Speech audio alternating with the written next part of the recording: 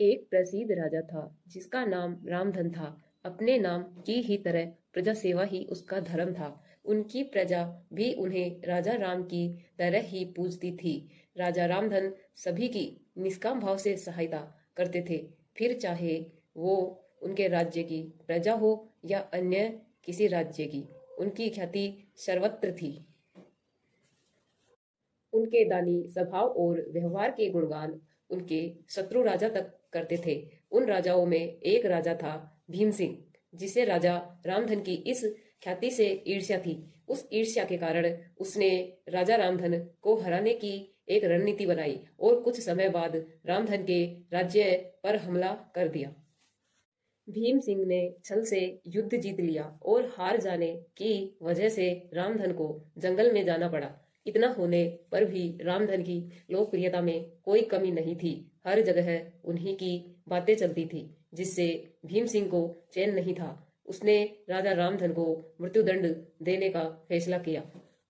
उसने ऐलान किया कि जो राजा रामधन को पकड़कर उसके सामने लाएगा वो उसे सोने की दिनार देगा। दूसरी तरफ राजा रामधन जंगलों में भटक रहे थे। तब उन्हें एक राहगीर मिला और उसने कहा, भाई तुम इसी जगह के लगते हो, क्या मुझे राजा रामधन के राज्य की तरफ का रास्ता बता सकते हो? राजा रामधन ने पूछा, तुम्हें क्या काम है राजा से?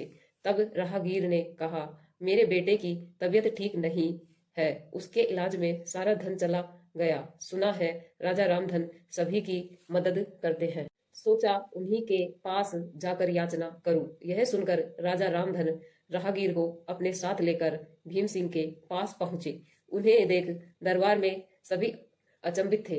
राजा रामधन ने कहा, हे राजन, आपने मुझे खोजने वाले को 100 दिनार देने का वादा किया था। मेरे इस मित्र ने मुझे आपके सामने पेश किया है, अतः इसे वो 100 दिनार दे दे। यह सुनकर राजा भीम सिंह को एहसास हुआ कि राजा रामधन सच में कितने महान और दानी है, और उसने अपनी गलती का स्वीकार किया।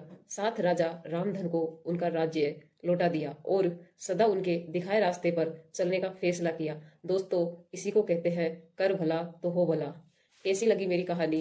यदि आपको पसंद आए हो तो वीडियो को लाइक और चैनल को सब्सक्राइब जरूर करें, और ऐसी वीडियो और देखने के लिए बेल आइकन को प्रेस करें।